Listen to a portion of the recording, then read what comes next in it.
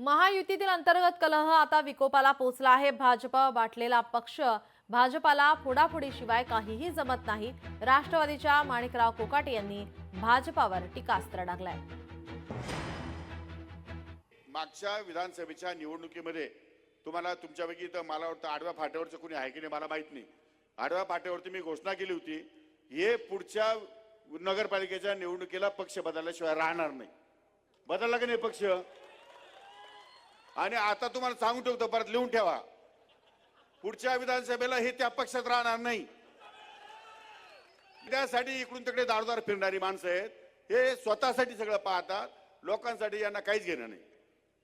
पक्षात कुठला टिकणार नाही। यांची सगळी मागची पार्श्वभूमी आम्हाला माहिती आहे। कोणाचेच झाले नाही। झाले कोणाचे? आव्हाडांचे झाले, दिघोळेचे झाले, वाजेंचे झाले। अरे हे कोणाचेच होऊ शकले, तुमचे कसे होतील? तुमचे होऊ शकत नाही, तुम्ही विचारच करू शकत नाही।